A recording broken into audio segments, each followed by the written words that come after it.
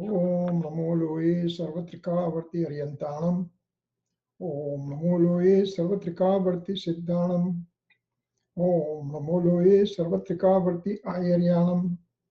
Om Namo Loe Sarvatrika Varti Uvajjayanam.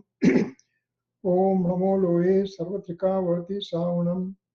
Omkaram Bindu Sanyuktam Nityan Dhayanti Yoginam Kamadam Moksadam Chaiva Omkaraya Namo Namah. Namaha Samai Saraya Swanubhutya Chakasate Chit Sabhavaya Bhavaya Sarva Bhavantarachide Ananta Ananta Bhava Vedathi Bareli Bali Ananta Ananta Naya Niksepe Vyakhyanich Sakala Jagata Hita Karini Harini Mohatarini Bhavabdi Moksha Charini Pramaniche Upama Apyani Jene Tamara Kavite Vyartha Apavati Nijamati Mapai Me Maniche Aho Raja Chandra Bala Khyala Nathi Pamataye Jine Swara Tani Vani Jani Tene Jani Che Guru Raj Tani Vani Jani Tene Jani Che Om Namah Siddhebhyo Om Namah Siddhebhyo Om Sri Sudatmane Namaha. Jai Jinendra. Today is June 1st, 2020, Monday, and we are continuing our class on Atmasiddhi. We are doing Atmasiddhi class, and we have done up to 2 stanzas. First stanza and basically second stanza, they both are kind of Mangalacharan. Mangalacharan means author Srimadji is giving the essence, telling us what is there in this scripture that I'm going to talk about. He also shows the relationship, he shows the nature of the matter, he shows for whom he's writing this scripture and all kind of formalities that he completed in first couple of stanza. And now he starts with the real nitty-gritty things in this whole Atmasiddhi Shastra. And without waiting further, he starts pulling you out deep within. He just doesn't give any choice to us. He says, you came here, right? You want to learn, right? You want to get liberated, right? So here is the matter, and I'm just not going to stop anywhere. Just because we are inquisitive soul, just because we showed our inclination to learn something. So he said, that's all I need from you. And now I'm going to start taking you deep within. So that's what he starts with. And so in this stanza, really he starts taking us really deep within to understand the real nature of this Atmasiddhi. So let me bring the slides and then we'll start talking from there.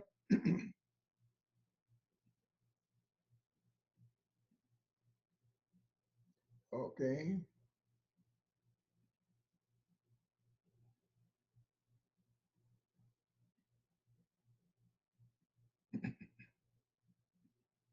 Okay, so Atmasiddhi stanza 3. So we'll start first, we'll just listen to the stanza and then we'll go further from there.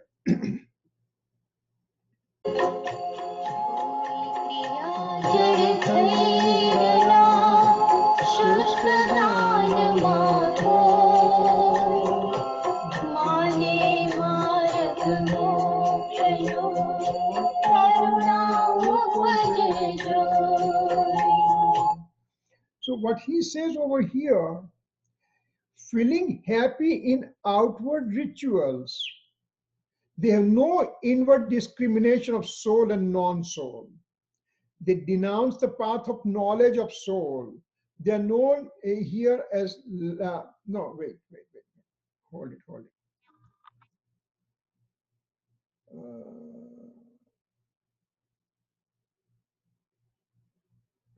Let me put this guy out. Stop share. share again.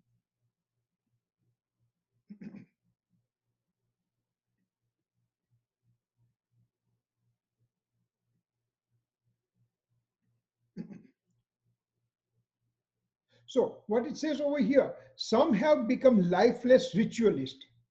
Some are barren, some are in a barren knowledge, knowing that even then they believe themselves to be in the path of liberation.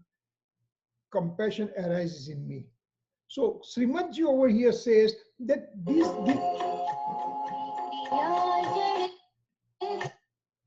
so over here he says that some people indulge in lifeless rituals while some resort to bare knowledge.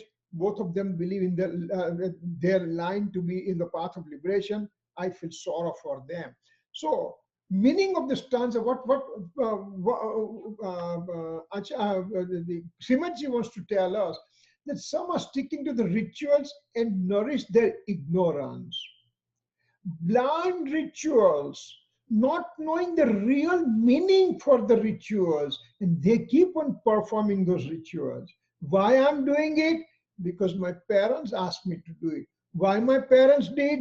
Because my grandparents asked them to do it. Why grandparents was doing?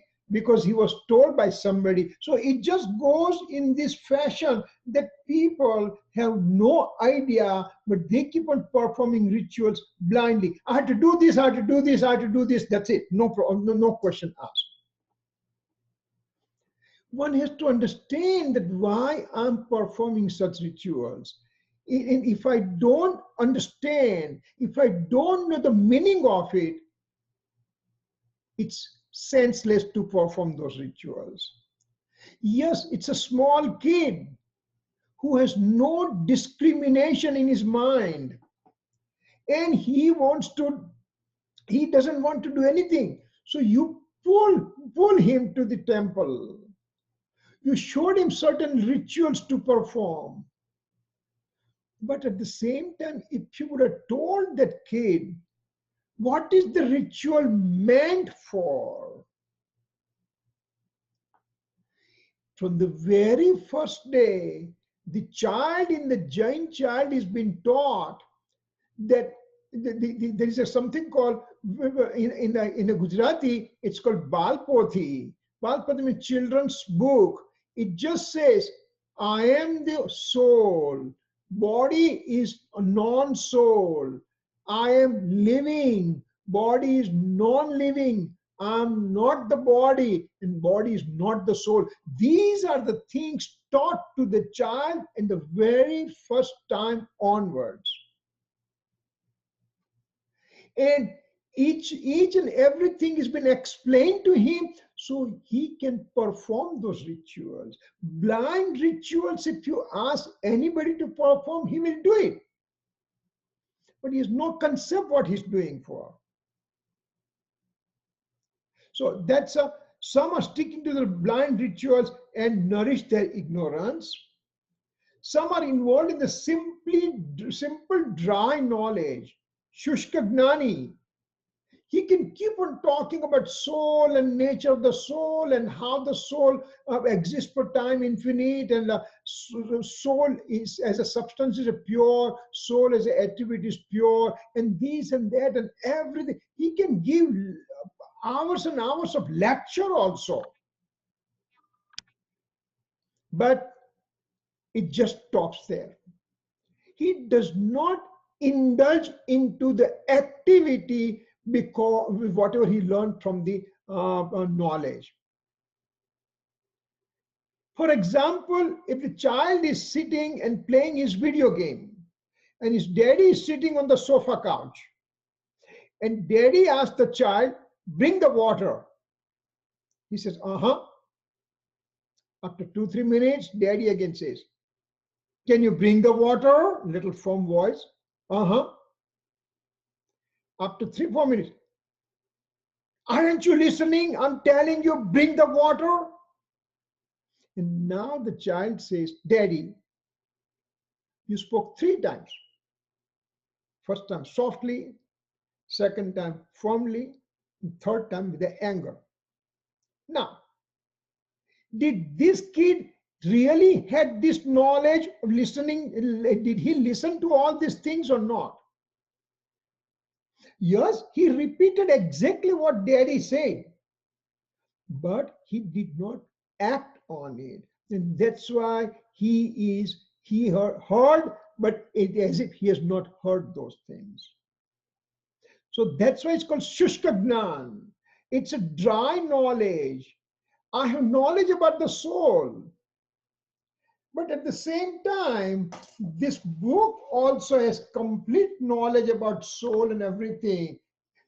So that means if the book knows all the things, then book should get a moksha, right? I am the one who listens, understands, imbibes, and then go within. And that is called real knowledge. Application of that knowledge is called real knowledge. Simply listening does not mean anything. Simply listening means that cassette recorder can also recite the same Atmasiddhi Shastra. And if you want to put it on a loop, it can keep on going again and again and again forever. But that is not called knowledge. We are the intelligent people. We have the consciousness. We have the knowledge. We understand that. We listen to that. We understand that. We imbibe on it. We do the deep reflection on it, and we imply that knowledge towards the eternal true nature of the soul substance. So then it's called right knowledge. Simply knowing means nothing. Simply knowing you are going on the freeway, you are going on the street, and now you are taking the turn towards the freeway, and the exit ramp and entry ramp both are parallel. And by mistake, you end up going on exit ramp. There are signs saying that wrong way, wrong way, wrong way. So, so what? I just know. I know it's a wrong way. Would you continue there? Wrong way knowing and continue means shushkagnani, means simply dry knowledge, simple information. You have to apply that information, then it's called right knowledge. So here also, knowing about the soul and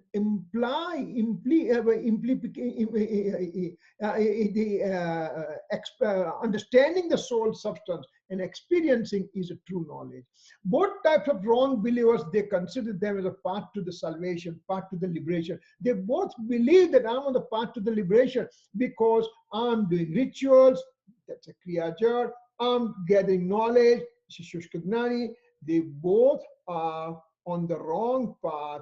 So Simaji in the stanza says, I feel pity for such ignorant souls.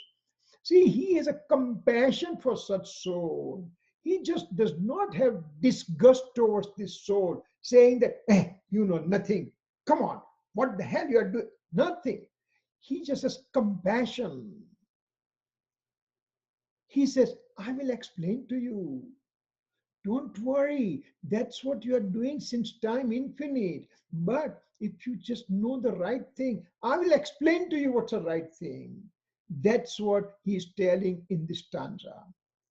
So now we are going to find it out what is the blind ritualistic guy and simply dry knowledge guy. What does that mean? So for that, what happens in second stanza, it said that those who remain steadfast in the command, means agna of the learned saints, because since time infinite, I'm the ignorant state, and so I'm remaining in command steadfastly in the learned saint. Then what happens to me?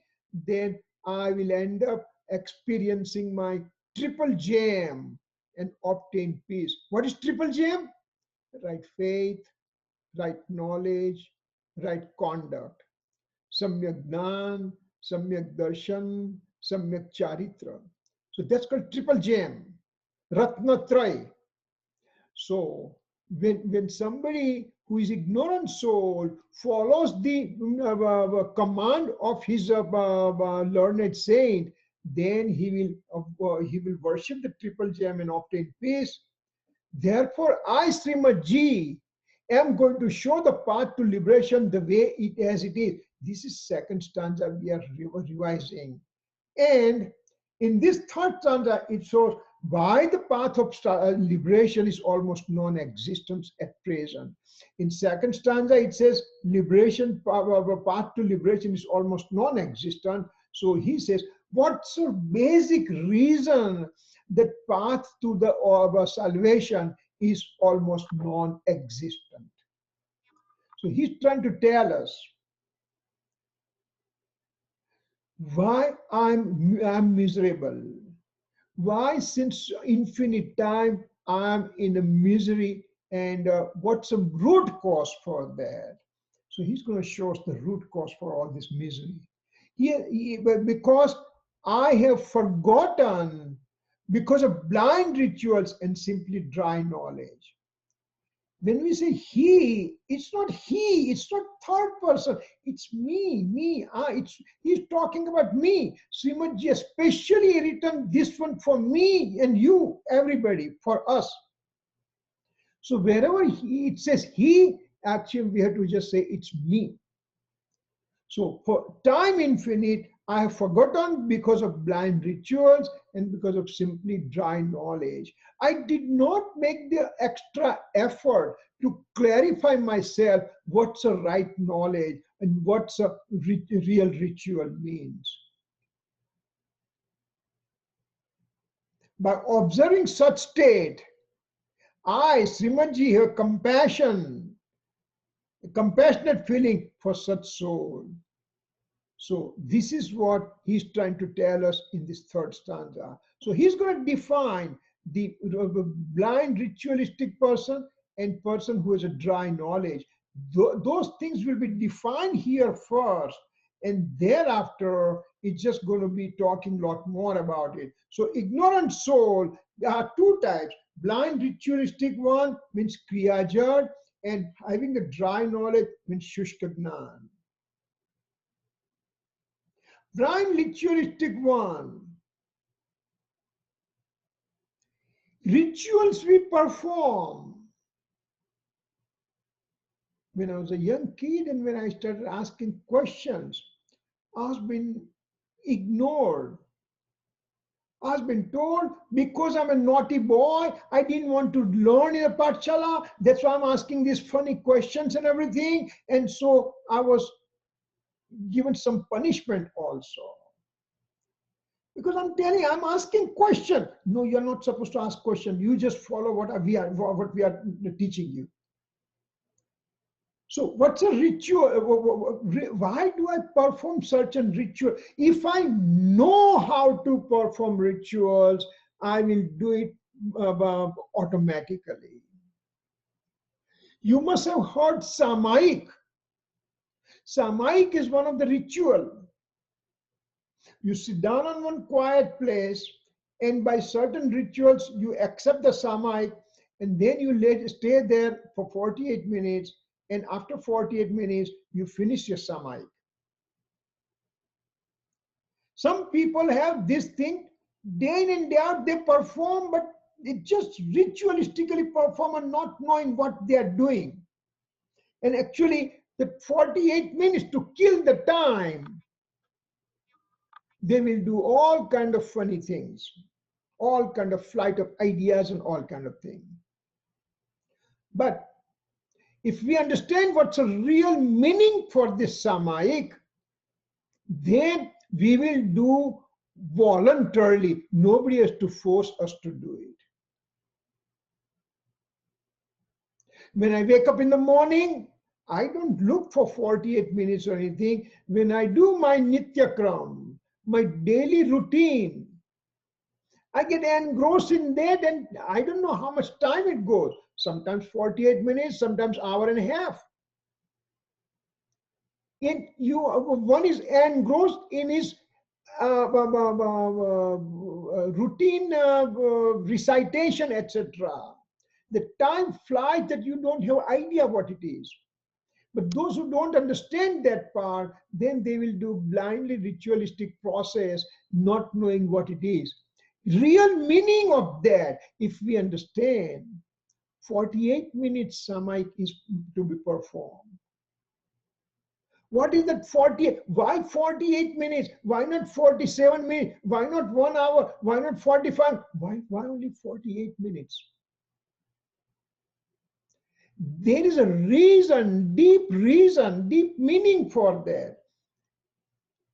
Muniraj, who is sixth and seventh spiritual development state, who is in the highest spiritual state, he is on the seventh spiritual development state, means he gets engrossed in his soul substance. But that engrossment lasts only for certain time, certain seconds, certain moments, and then he end up coming to sixth spiritual development state, which is called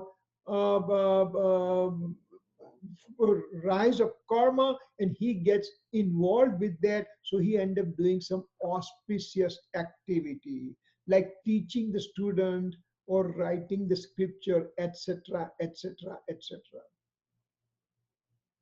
So auspicious activity is not the nature of the soul, but getting engrossed into the soul is an important thing. That's a seventh spiritual development state. So he tries to go to seventh, and each time he goes to seventh, he tries to increase his time with his personal effort. Then he ends up coming to sixth, seventh and sixth, seventh and sixth. Whole day he keeps on doing that. Each time he goes to the seventh, the time limit increases slightly more. When he can remain engrossed in his eternal soul substance for 48 minutes non-stop, then he just ends up getting omniscience knowledge.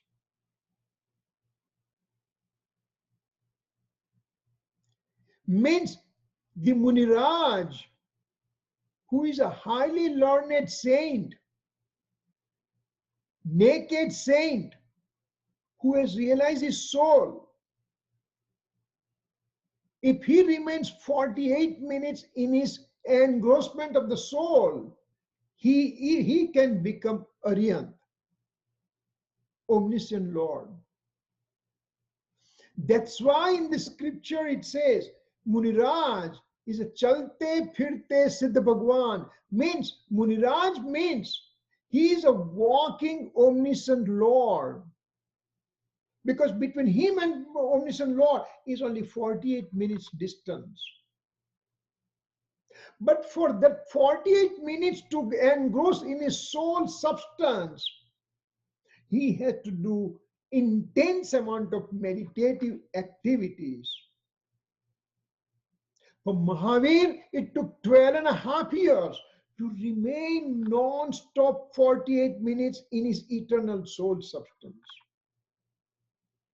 Remember, Mahavir was born with enlightened scriptural knowledge, enlightened sensory knowledge, enlightened clairvoyance knowledge. And he's supposed to become Tirthankar in future. It took 12 and a half years for him. For Rishabdev, it took 1,000 years. So it will take a little while for me, right? Not to get discouraged. Because Malinath Bhagwan, it took only 1 day. And he obtained that 48 minutes stability. So there is no set rule, but somebody has to be eligible. So he has to create his eligibility. So I have to create my eligibility, and that's why that 48 minutes of remaining engrossment in the soul means Muniraj can become an omniscient Lord. So we, as a transmigratory soul, we mimic that 48 minutes. We try to remain in our equanimity state. We try to remain away from our wavering thought process. It gives me peace of mind, if at all nothing else.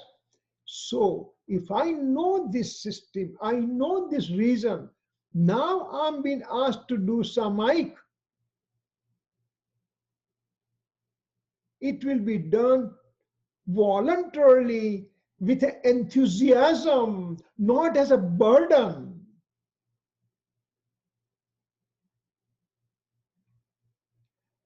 So these are the things we have to remember. What is the rituals? Why I'm performing those rituals?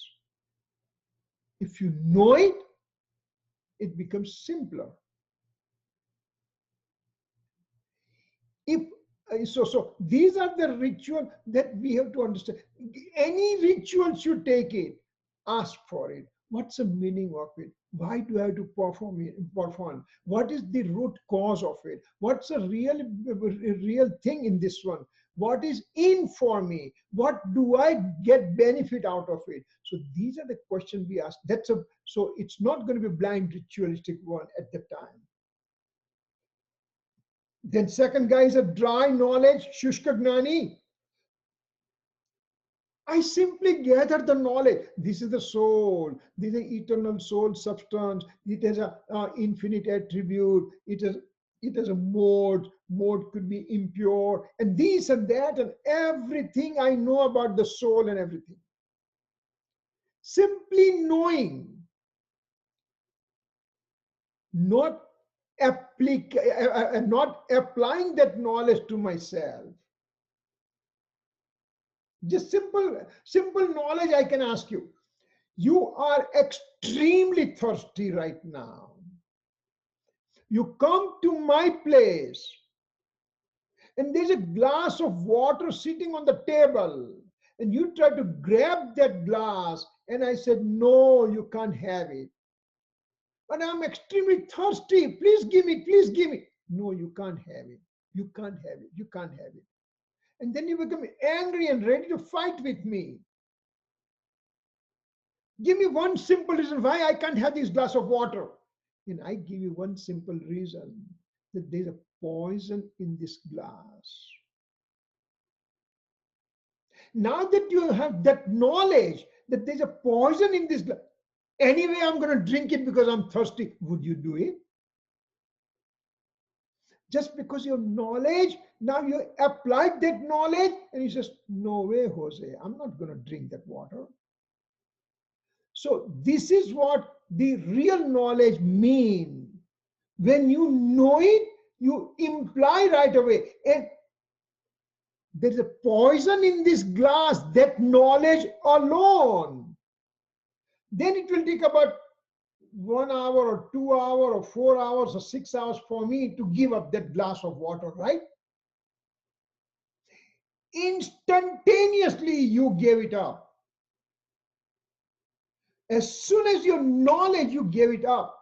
So that knowledge and application occurs at the same time. Here, I am the soul substance, I'm eternal soul substance, and I was never been born, I'll never be dead. And while reciting all those things, I keep on performing all those inauspicious acts. This is not called knowledge. So you have to know, you have to distinguish blind ritualistic one and dry knowledge. So what's a ritual, real rituals, and what's a real knowledge? Now we know some at least basis for that. Knowing that one, let's go further. Pandit Todarmalji in a Moksha Prakashak, it's one of the greatest book. And Srimadji also had recommended that book. Pandit Todarmalji wrote down Moksha Prakashak. And those English speaking, you guys are English speaking kids, it's available online soft copy. Amazing written English written. It's in a, it was in Gujarati and got translated to English, and amazing, very nice. And that you anybody can understand that part. So he wrote down, and he has a several chapter, in which seventh chapter that he specifically mentions certain important thing related to the subject that we are talking right now. What he talks about, blind ritualistic one, he describes, in which he describes, Todarmalji describes activities of the body, etc., believes to be the path to the liberation. Blind ritualistic one believes that bodily activity will lead him to the path of liberation. He is called blind ritualistic one because he does not understand that body is a matter object and the soul is a conscious element. Conscious element soul cannot do the function of the non-living body, material body. Because there is a principle. Jainism has put a great principle which no other philosophy, I believe, has that principle. It says independence of all the substances in the universe. I am independent. I means soul. I as a soul is independent. Body has an infinite particles and those particles are independent. Everything that you see, this book has an infinite particles and each particle is an independent. Medium motion is independent. Medium rest is independent. Time is independent. Space is independent. Six universal substances, independent. In fact, I as a soul and you as a soul, we are independent, separate entities. I can't do anything for you. You can't do anything to me. Or I cannot do function of the matter. Matter cannot do my function because there's independence. And this independence of all these universal substances, Srimadji started explaining, but he has a short life only. That was a drawback, 34 years of life. But within the 34 year of life, whatever he has done is an immense amount of work he has done. But he did not have time to go in detail to explain each and everything at his heart's desire, because of he was aware of it, the short age that he had.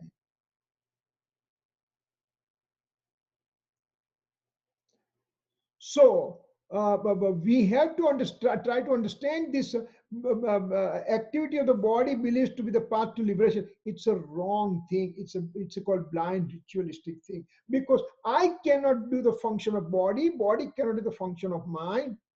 Gurudev Sri Kanji Swami, for 45 years, he kept on pounding this subject that the independence of all the substances in the universe means one cannot do the function of the other substance.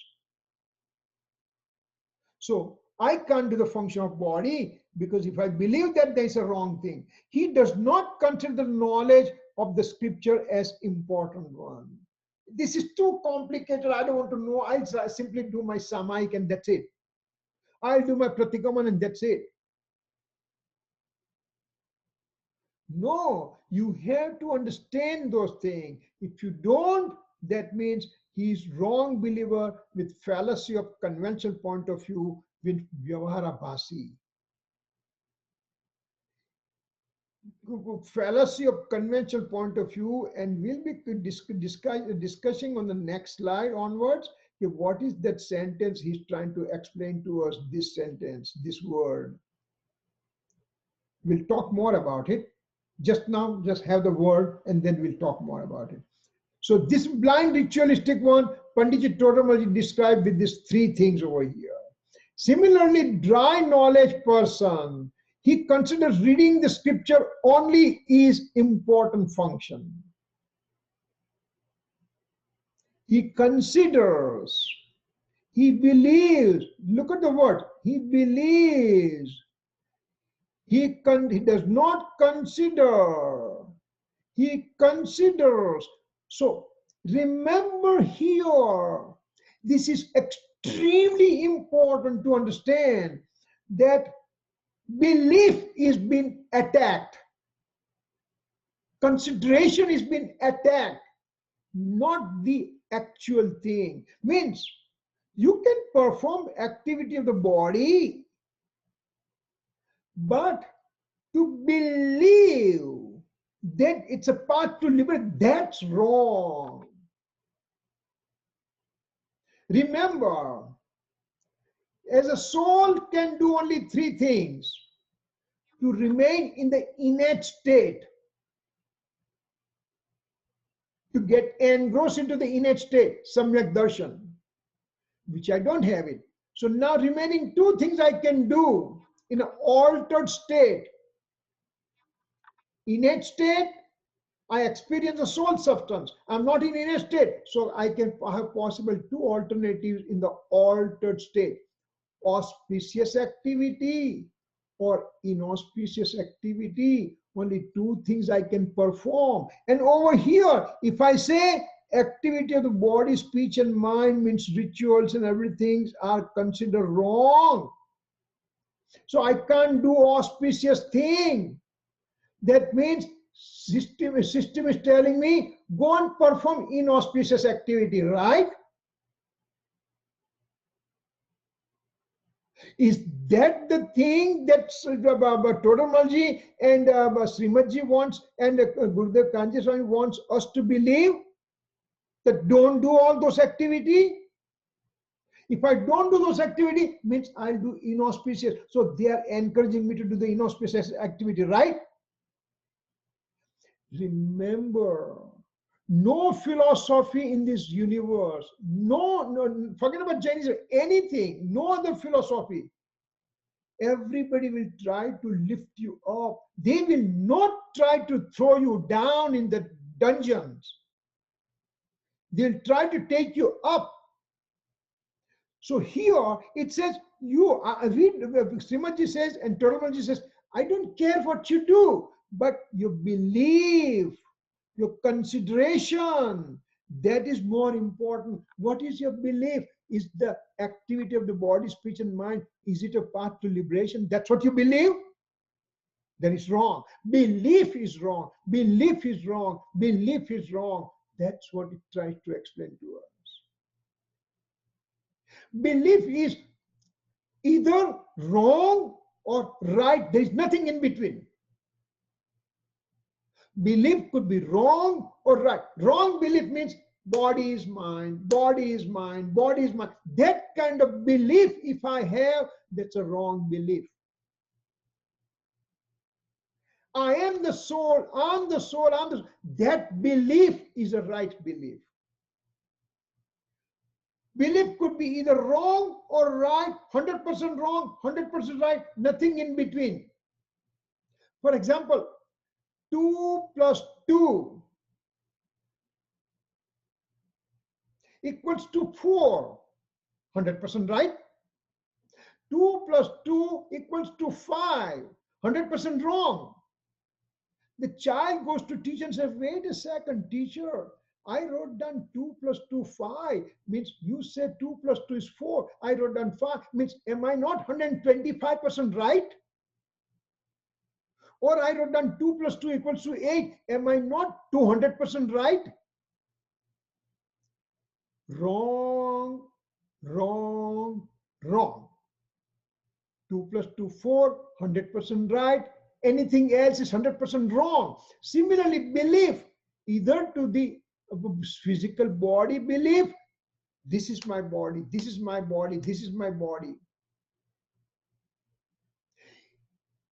24/7, our attention is focused to the body. I'm hungry, I'm thirsty, I'm happy, I'm miserable, I'm poor, I'm rich, I have family, I don't have family. All those things are the wrong belief. And that wrong belief is continued 24/7, in the sense, even I'm talking to you right now, or you are listening, you are sitting in the class, you still have that, me and you have that concept of body is mine. I'm sitting on a chair, I'm tired, I have to move because my body is tired.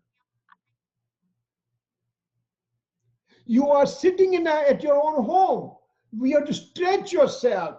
Your video is not on, so I don't see what you're doing.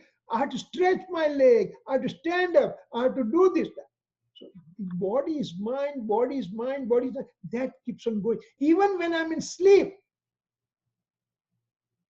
I'm sleeping on the right side and suddenly I change it to the left side because my right side body is now tired. So now I have to turn to the left side. So even in the sleep, I have body's mind system going on. That's a wrong belief. So remember, that's why I want to consider, I will stress the point, word belief. All those things is a belief and consider. It doesn't say you should not read the scripture. It doesn't say you should not do the physical activity of the body, speech, and mind. But to believe, to believe that that's a religion, that's a religious act, that's wrong. The austerities, fasting, etc., bodily functions are ignored. They are nonsense. They are physical body activity and they are not helpful to the soul. So they should not be. I don't care about that.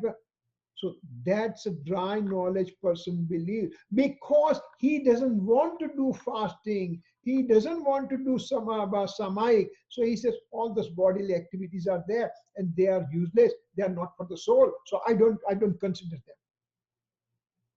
He is called he's called wrong believer with fallacy of absolute point of view, Nishchaya Bhasi. So the two words came over here. Conventional point of view, Vyavaharabhasi, and fallacy of absolute point of view, Nishchayabhasi. So we are going to dissect those two words. First thing, the conventional point of view, we will see what it is. Then we'll say absolute point of view, and then we'll just say, what about the fallacy about it? What fallacy means? Jain principles, we have embarked our journey to understand Jain principles, and I congratulate you at your age. You have this interest. This is amazing. You have your own family, your business, and everything, but still you have this inquisitiveness, and that is a amazing, amazing, amazing thing for you. And I'm pretty sure with that enthusiasm, with that inquisitiveness, the knowledge will increase by leaps and bounds. It will be amazing, amazing. So let's try to go to the next step. Is in Jainism there is partial point of views used. Jainism principles. If you know, you already know that the three main principles of Jainism: non-violence, non-possession, and multiplicity point of views. That what is multiplicity point of view? It has been stretched so much in Jainism. It's never been explained any other philosophies in that great detail. Multiplicity point of view, anekantvad, that's a real important thing. If you understand non-violence, non-possession, and now multiplicity point of view, You have three major bricks in your foundation that you're building. Occurring on those foundation will be the strongest, unshakable. Believe me, we are going through this 142 stanza. We'll touch all those things in a great details. Here we are not here just to see, finish this one quick. This is not, if you are over here for quick release of quick finishing of the stanzas, then this class is not for you. This is for solid foundation. Because if the foundation is strong, your spiritual building will be unshakable. You will not have any wavering of your mind. You will be a very solid viewpoints. So partial point of views are used. So then mainly two things are used: conventional point of view and absolute point of view. What is conventional point of view? It is called vyavahar nahi. Vyavahar nahi. Absolute point of view, nishchay nahi. To understand any lecture or any scripture in Jain principles, you have to have pretty good ideas about this conventional point of view and absolute point of view. If you don't understand this part, you will get totally lost, because Jain principles are based on knowledge-based theory, knowledge-based principles. And to have proper knowledge, you have to have proper knowledge of this both the guys. Conventional point of view is to consider two separate objects as one. What's your name? My name is Kirit. Wait a second. Who are you? I'm Kirit. Are you sure you are Kirit? I am the eternal soul substance, came in association with this physical body, and that physical body is given the name as Kirit. So soul substance and physical body are made one, and that is given name Kirit. So if somebody says Kirit, I wake up. So this is what it is. Two substances to be considered as one. I am hungry, that statement. Who is hungry? Physical body is hungry. And I said, I as a soul and physical body is hungry. I am hungry. I made two substances together. I am thirsty, two substances together. I have a car. I have a cell phone. I have a house. All those things are matter object, and I have means I made them unity. Not only unity, but I have the ownership. This is my house. I'll be very careful. If something gets spilled, I will be very upset. It just reminds me, many years back, one of our community lady, they have bought the new house, and there was a party, brand new housewarming party. And they had some lemonade or some kind of a soft drink was there, and from somebody's hand, accidentally it spilled on the carpet.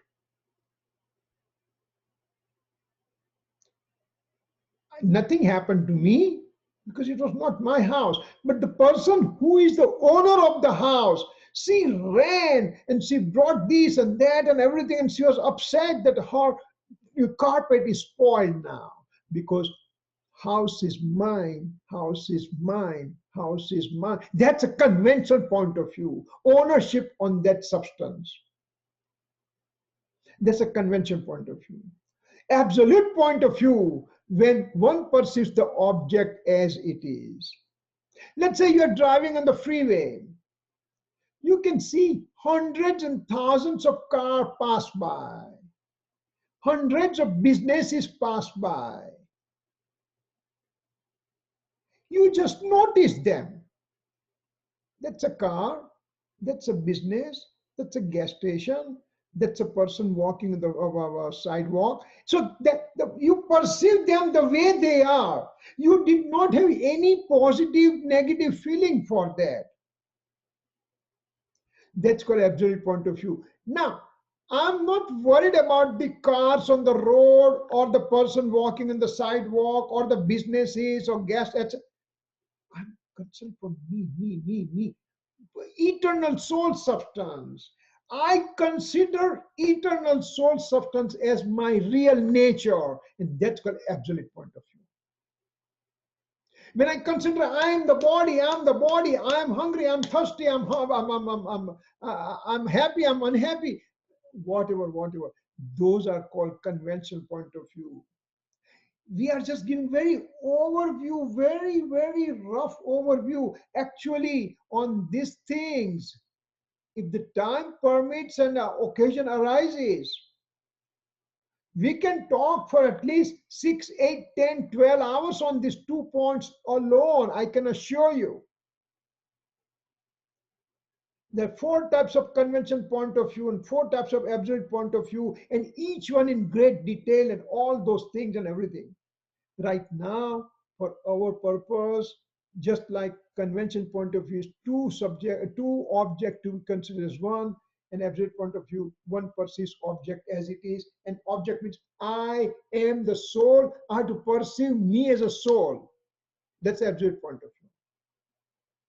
Now, in the previous slide, there was a question came, convention point of view, fallacy of convention point of view, fallacy of absolute point of view. So here we just saw convention point of view, absolute point of view. Now, what about the fallacy of them?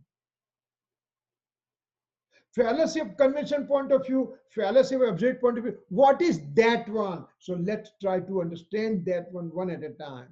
Fallacy of absolute point of view. Fallacy of absolute point of view means nischaya bhasi, means he knows that absolute point of view. I just made short word because that slide was not allowing me to write so much.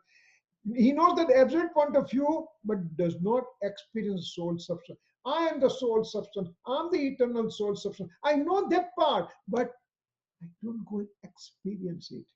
Just like the gate, listen to that, bring the water, but he did not bring the water.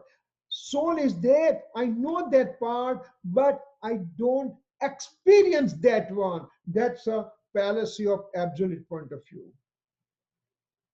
One accepts eternal nature of the soul substance, but fails to understand the altered form of mode within. I accepted I'm the eternal soul substance. Yes, I was never been born. I'll never be dying. And soul comes to association with the body. It's called birth. Soul gets separated from the body. It's called death. And soul remains soul, and body remains in the particle remains same. And all those things I know. But within my mode, I have anger, deceit, ego, greed, likes, dislike, wrong faith, etc. state. I'm not accepting that. I fail to understand them. That's called fallacy of absolute point of view. He's also considered as one with the dry knowledge. So this guy, fallacy of absolute point of view, is considered as one with the dry knowledge. So this is called a fallacy of absolute point of view. He knows the eternal soul substance, but fails to understand his real present state. I could be doing any violent activity right now. Well, I'm the eternal soul substance. Well, eternal soul substance. When I keep on doing, I become angry. I become rag and dvesh and all those things. But that is not true state. That's not true understanding. So it's called fallacy of absolute point of view. Similarly, on the other side of the coin, we have fallacy of conventional point of view, vyavahara bhasi. What does that mean? It means to us that he believes that living being gets benefit from auspicious inclination. Remember again, he believes, he believes, he believes. He believes that that he gets benefit from auspicious inclination. I am doing all these activities, religious activities, and they're beneficial to my soul.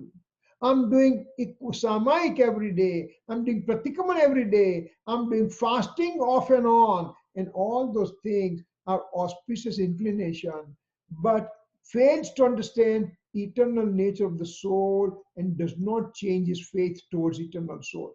I just do physical. My limitation is physical act, and that's it. Mind, speech, and activity, that's it, all the thing I do, but I don't try to go beyond that one. That's called fallacy of convention point of view. I believe that physical acts are beneficial to the soul. It's a fallacy of convention point of view. And he's also known as blind, ritualistic, or kriyajad.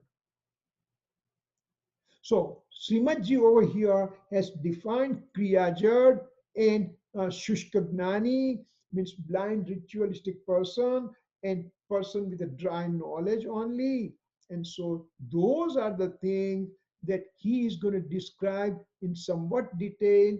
And then in this stanza, he describes those two guys. And thereafter, sorry, he describes nature of both those guys. And thereafter, next two stanza, one at a time, he's going to describe them in great detail. So we are not done just by, we are just taking overview right now.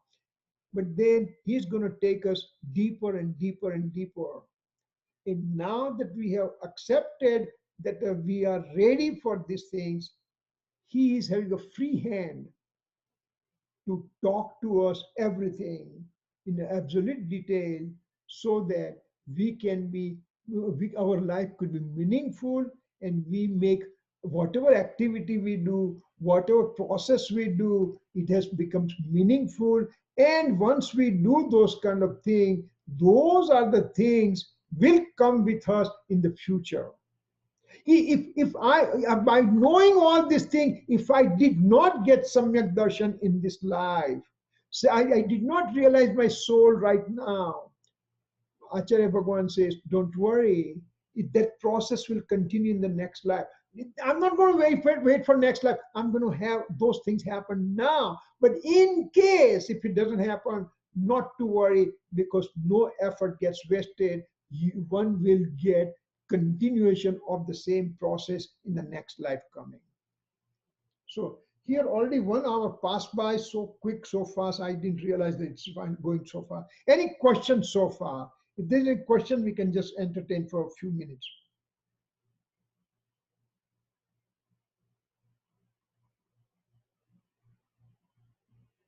You can unmute yourself and ask questions if you have.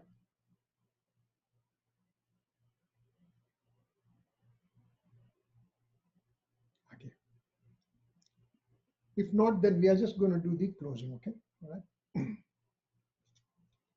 जी स्वरूप समझा बिना पाम्यो दुख अनंत समझाव्यो ते पद नमो श्री सदगुरु भगवन परम पुरुष प्रभु सदगुरु परम ज्ञान सुखदाम जेने आप्यू पाननी तेने सदा प्रणाम देह छता जेनी दशा वरते देहाती आ प्रभु जी ना चरण हो वंदन अगणी जावाणी के ज्ञान से सूझे लोकालो सोवाणी मस्तक नमो सदा देत हूँ जय Jinendra Thank you, Kirit uncle. Jai Jinendra. जय बेटा, thank you.